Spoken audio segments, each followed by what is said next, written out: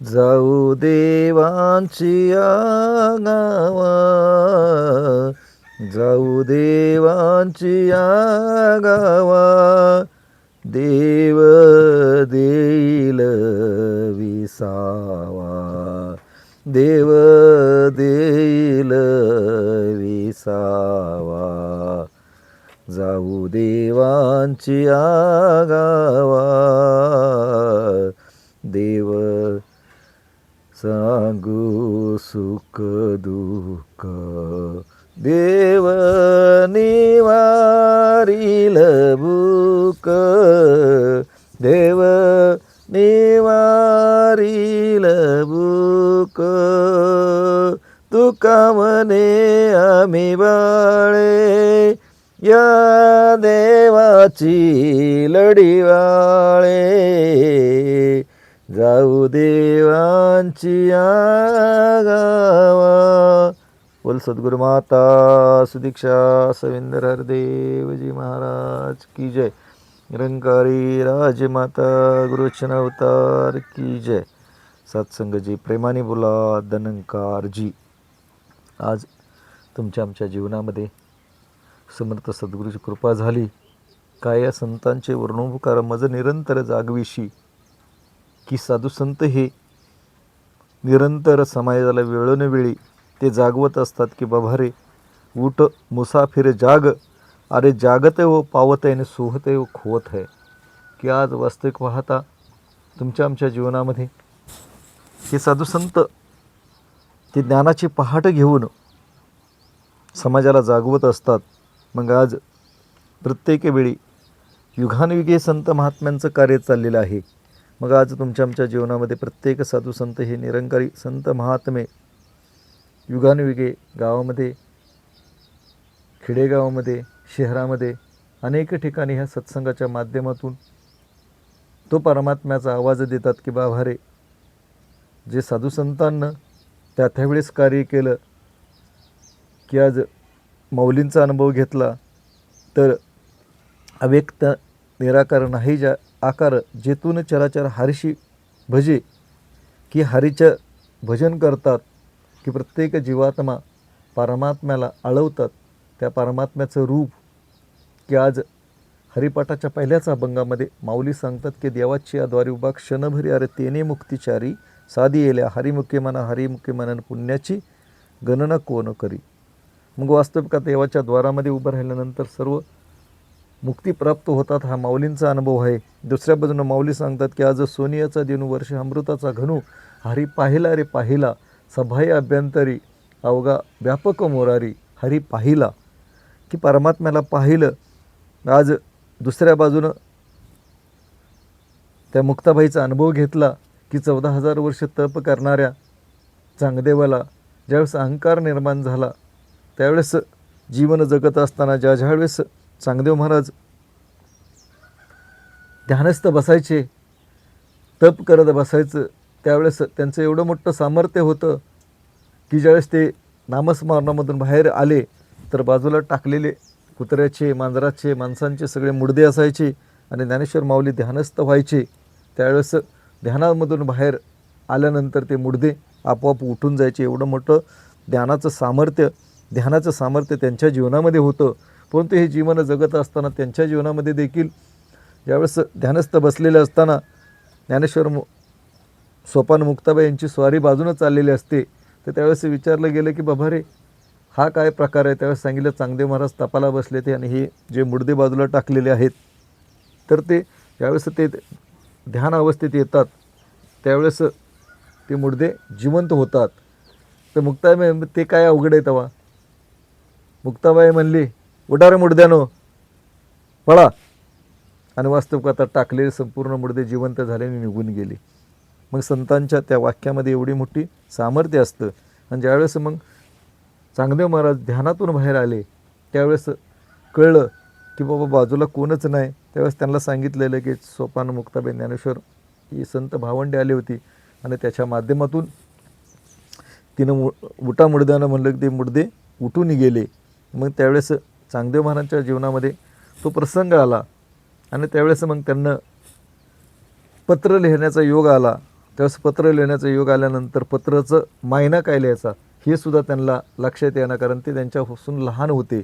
मग वास्तविक पाहता पत्र तसंच कोरं पाठवलं. मग त्यावेळेस मुक्ताबाईंनी सांगितलं की बाबा 14,000 वर्ष तप करून सुद्धा तो कोराच राहिला.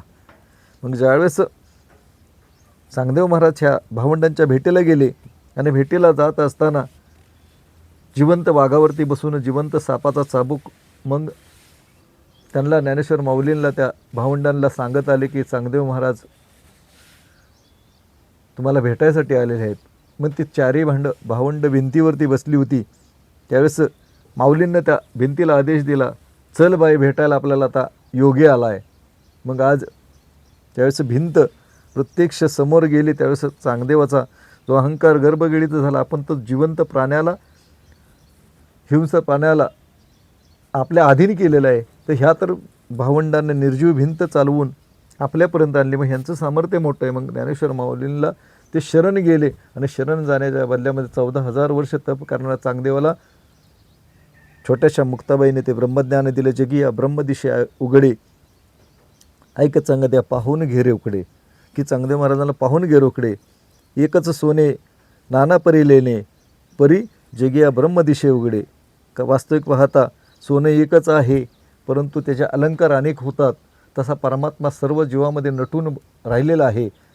एकच भांडी नानापरी भिंती, रांजण आणि घडे, जगी या ब्रह्मदिशे उघडे. की मातीच्या माध्यमातून भांडी बनतात, रांजण बनतात, अनेक घराच्या भिंती बनतात, परंतु माती एकच आहे. तसा परमात्मा एक आहे. मुक्ताबाईने अनेक उदाहरणाच्या माध्यमातून त्या चांगदेवाला समजवलं. आणि त्यावेळेस चांगदेव महाराज नतमस्तक झाले. तर तुमच्या आमच्या मनुष्य देहामध्ये तुम्ही आम्ही अवतारित आहोत. आपण मृत्यूलोकामध्ये आहे. प्रत्येकाला वाटतं की आपण मरणारच नाही. मग कबीरदास एका ठिकाणी ज्यावेळेस एक सज्जन त्याला वाटलं की माझ्या जीवनामध्ये परमात्मा प्राप्त व्हावा, देव प्राप्त व्हावा, अशी त्याच्या मनामध्ये इच्छा उत्पन्न झाली. तर त्यावेळेस कबीरदास अवतार होते आणि कबीरदासांना शरण जावं लागेल म्हणून अमुक गावामध्ये कबीर आहेत. मग वास्तविक आता तो सज्जन शोधत गेला. शोधत गेल्यानंतर की सांगितलं गेलं की ते मशानभूमीमध्ये एक जण मृत्यू पावलेला आहे, तिकडे गेलेले आहेत. त्यावेळेस तो सज्जन मशानामध्ये गेला तर कबीरदासांच्या डोक्यावरती पंख होता, मोराचं पीस आहे असं त्या सज्जनानं ओळख म्हणून सांगितलं होतं. परंतु त्या मशानामध्ये गेल्यानंतर कळलं की सगळ्यांच्याच डोक्यावरती मोरपीस निर्माण होती. मग त्या सज्जन भ्रमित झाला ना, मग कबीर ह्याच्यात नेमकं ओळखायचे कसे. ज्यावेळेस त्या प्रेत आत्म्याला अग्नी दिली जाते आणि ज्यावेळेस सगळे बाहेर येतात आणि बाहेर आल्यानंतर केवळ कबीरदासांच्या डोक्यावरतीच मोराचा पीस राहतो, बाकी सगळ्यांचे पीस निघून जातात. तर त्यावेळेस कबीरदासांना विचारलं गेलं की आतापर्यंत सगळ्यांच्या ज्या डोक्यावरती मोराचे पीस होते, आता काय नाही. म्हणजे ते मशानी वैराग्य होतं. तिथं प्रत्येकजण विचार करत होता की आपल्याला आता अशाच पद्धतीनं जायचं आहे परमात्म्याकडं. मग वास्तविक आता ती वैराग्य निर्माण झाल्यामुळं ती माझ्यासारखे सगळं झाले होते. मग आज संसार दुःखमय, केवळ चोहीकडे विश्रांती नाही. की कबीरदासांना सांगितलं की संसारामध्ये सुख नाही आहे बाबा रे. मग आज दुसऱ्या बाजूनं सांगितलं की मन गया तो गया जाने दे, मत जाने दे शरीर, अरे शरीरही नाही गया तो काश लगेगा तीर. प्रत्येकाला वाटत असते की आपल्या मनानं अनेक नको ती कर्म करावी, परंतु मन जरी गेलं तर जाऊ दे, परंतु देहानं तू ते कर्म करू नको, असे कबीरदास सांगतात. मग आज दुसऱ्या बाजूनं आमचे गीतकार सांगतात, राम आठवा थोडं पुण्य साठवा, पुण्याईचा चेक घ्या खुशाल आठवा, आज्ञा पाळा तुम्ही साधू संतांची, लावा गोडी मनी रामनापाची.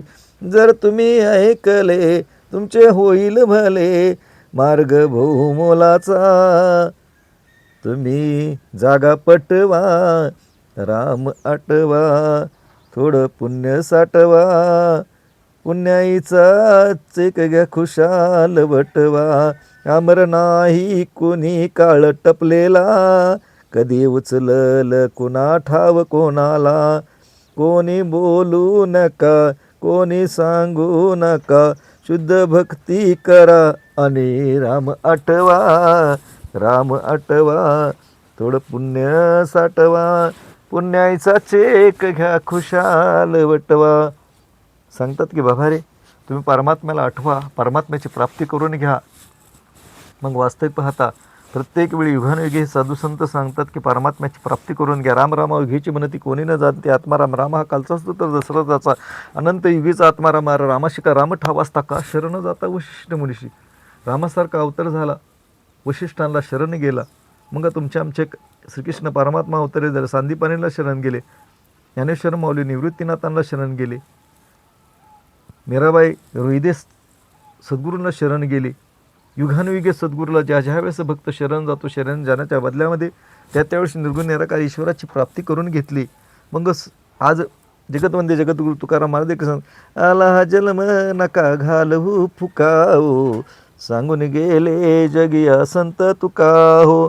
आल्या हे जन्मी करावे काम, सदा जपावे हरीचे नाम, नाम हरीचे घेता राहू नका हो, सांगून गेले जगिया संत तुका हो. बहुल मोलाची जीवन काया, अभिमानाने जाईल वाया, याच कारणे गुरुचरणावर झुका हो, सांगून गेले जगिया संत तुका हो. निराकार निर्गुण आहे अविनाशी, देवाजवळ तुमच्या पाशी, सद्गुरूपासून घ्यावे आत्मसुखा हो, सांगून गेले जगिया संत तुका हो. कारण निर्गुण निराकार ईश्वर आहे. जगतमध्ये जगद्गुरु तुकाराम महाराजांना अनुभव कधी सांगितला, त्यांच्या जीवनामध्ये परमात्मा प्राप्त झाला. तुमच्या आमच्यासारखेच ते देखील भक्ती करत होते. भक्तीच्या माध्यमातून ज्याला संसार म्हणतात त्या संसाराचा रांगोळी झाली. त्यावेळेस परमात्म्यानं त्यांना दर्शन बाबा चैतन्याच्या माध्यमातून प्राप्त करून दिलं. मग आज ज्या ज्यावेळेस तुमच्या आमच्या जीवनामध्ये तो अनुभव आहे की ब्रह्मज्ञान घेण्याच्या, ईश्वर प्राप्त करण्याच्या अगोदर तुकाराम महाराजांचा अभंग आहे की कन्या सासुरेशी जाई मागे परतून पाहि, कैसे वाटे माझे जेव्हा कधी भेटशी केशवा, जीवना वेगळी मासुळे तैसा तुका तळमळे, कन्या सासुरेशी जाई मागे परतून पाहे, कैसे वाटे माझे जेव्हा कधी भेटशी केशवा. जशी एखाद्या मुलीनं माहेरला जावं आणि वास्तविक आता आईवडिलांच्या भेटीसाठी तळमळ करावी, नवीन एखादा माशानं पाण्यामधून बाहेर पडावून परत पाण्यासाठी तळमळावं, तशी इतकी तळमळ जगतवंदे जगद्गुरु तुकाराम महाराज यांच्या जीवनामध्ये प्राप्त होती. कारण त्यावेळेस ज्यावेळेस परमात्म्याची प्राप्ती होईल असं त्यांना वाटत होतं, त्यावेळेस ते जगामध्ये बाहेर पडले. पुसावेशी वाटे मज जो जो भेटेल त्याशी देव कृपा करील, काय राजा राखेल, मला परमात्म्याचं दर्शन होईल का हो, प्रत्येकाला विचारत होते. परंतु आज ज्यावेळेस त्यांचं वैराग्य निर्माण झालं, भक्तीविषयीने संसाराविषयी आज विषम भाव निर्माण झाला, वैराग्य निर्माण झालं, परमात्मा त्यांना दर्शन देत नाही असं ज्यावेळेस त्यांच्या जीवनामध्ये कळलं, त्यांना 14 दिवसाचं अनुष्ठान केलं. आणि भंडारीच्या डोंगरावरती जोपर्यंत परमात्मा तू जोपर्यंत मला दर्शन देत नाही, तुझी प्राप्ती होत नाही, तोपर्यंत मी अन्नाचा पाणीचा कणसुद्धा शिवणार नाही. त्यांना अनुष्ठान केलं. आणि ज्यावेळेस अनुष्ठान 15व्या दिवशी मग त्यांना तो अभंग लिहिला की 15 दिवसा माझी भेटला निर्गुण निराकार. मग वास्तविक 15 दिवसाचा 14 दिवसाचं अनुष्ठान केलं, 15व्या दिवशी निर्गुण निराकार ईश्वराची प्राप्ती त्यांच्या जीवनामध्ये सद्गुरूच्या माध्यमातून प्राप्त झाली. मग तुमचं आमचं काय, जर अवतार संत महात्म्यांना तुम्ही आम्ही जय जय काय करतो त्याला अवताराला सुद्धा शरण जावं लागलं.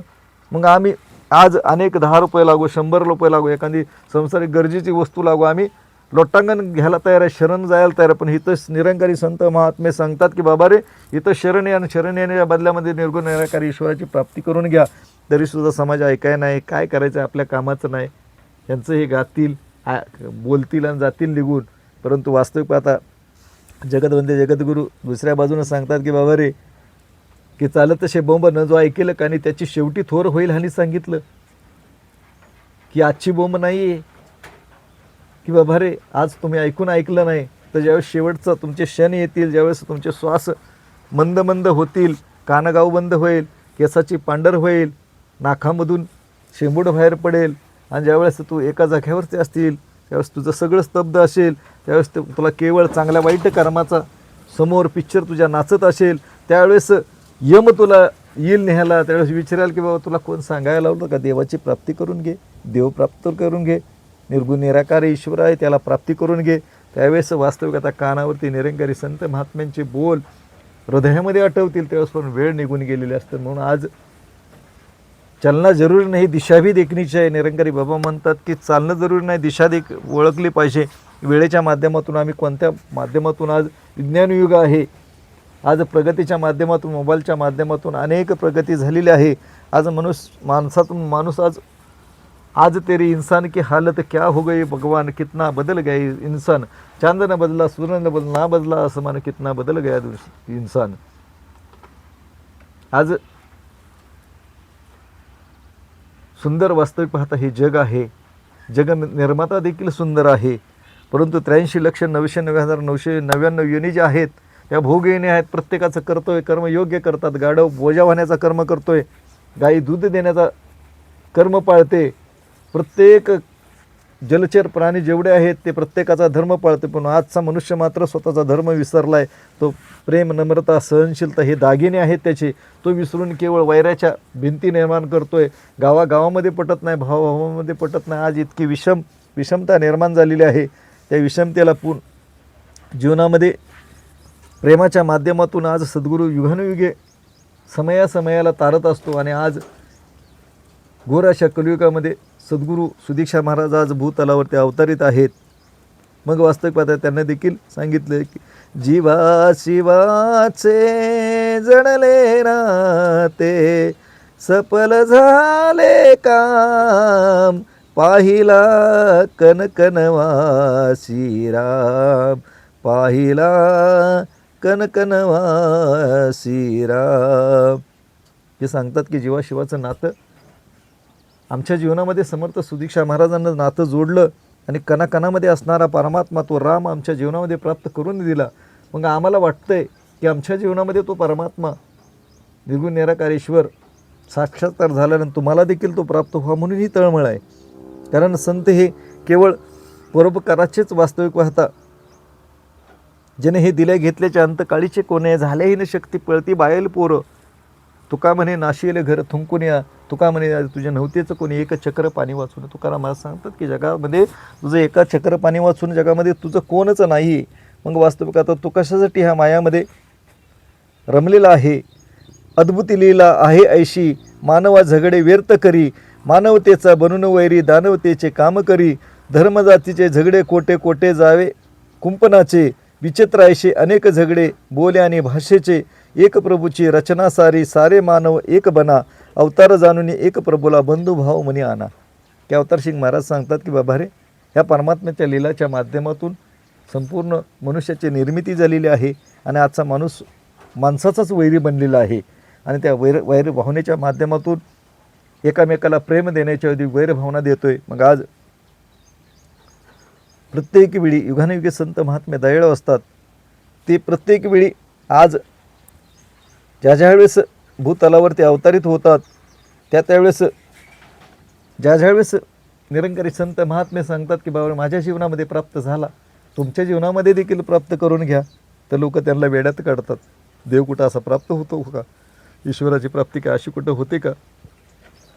साधू संतांना तप केले, त्यांच्या जीवनामध्ये प्राप्त झाला, तुम्हा मला असा मिळू शकतो का?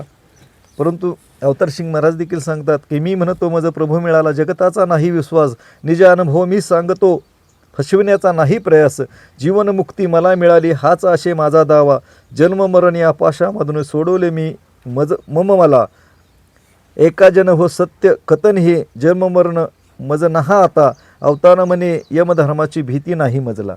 की हे साधू संत सांगतात की बाबा रे, मी माझा स्वयं अनुभव सांगतोय. जसं माऊलींना अनुभव सांगितला, जसं तुकाराम महाराजांना अनुभव सांगितला ग्रंथांच्या माध्यमातून, तसे निरंकारी मिशनचे संत महात्मे सांगतात की माझ्या जीवनामध्ये तो परमात्मा प्राप्त झाला. अंगाचा कपडासुद्धा माझ्यापासून लांब आहे, इतका परमात्मा माझ्या अंगसंग असणारा सद्गुरूच्या माध्यमातून सुदीक्षा महाराजांना आमच्या जीवनामध्ये प्राप्त करून दिला. मग जगात राहून सर्व जगाशी बेशक सारे व्यवहार करा, कन्यापुत्र सगळे सोयरे यांच्या संगे प्रेम करा, परी आम्हा आपुल्या गावाचा विसर कदापि ना व्हावा, 4 दिवस राहून जगिया जाणे आहे ज्या गावा, अंगसंग जो आशे आपुला सदैव याचे ध्यान करा, अवतार म्हणे या गुरु शिकानो संतांचा सन्मान करा. की अवतार सिंग महाराज सांगतात की बाबा रे, काही दिवसाचं क्षणिक तुमच्या जीवनामध्ये आयुष्य आहे, त्या आयुष्यामध्ये निश्चित सगळे सैरांच्यावर तुम्ही प्रीत करा, सगळ्यांच्यावरती प्रेम करा, पण तुला कोणत्या गावाला जायचे त्या गावाला जाण्याचं नेमकं स्मरण ठेवा की बाबा रे, मला एक ना एक दिवस ह्या संसारिक प्रत्येकालाच ह्या भूतलावरती शेवट आहे आणि त्या शेवटच्या माध्यमातून प्रत्येकालाच जायचं आहे. तर केवळ जाण्याच्या अगोदर जे कर्म आहे ते इतकं सुंदर कर्म करू आहे की ज्यासाठी एवढ्याच्यासाठी केला होता तसा शेवटचा दिवस गोड व्हावा, की प्रत्येकालाच वाटतं की माझा शेवट चांगला व्हावा, माझ्या शरीराचे हाल अपेष्टा होऊ नये, माझा सहज जीवात्मा ह्या शरीरामधून निघून जावा. तर केवळ त्या गोष्टीसाठी हे निरंकारी मिशनचे संत महात्मे दयाळू आहेत, जगाला आवाज देतात, परोपकाराचं कार्य करतात की आमच्या जीवनामध्ये परमात्मा प्राप्त झाला. सद्गुरू सुदीक्षा महाराज आज भूतलावरती कलियुगामध्ये अवतारित आहेत.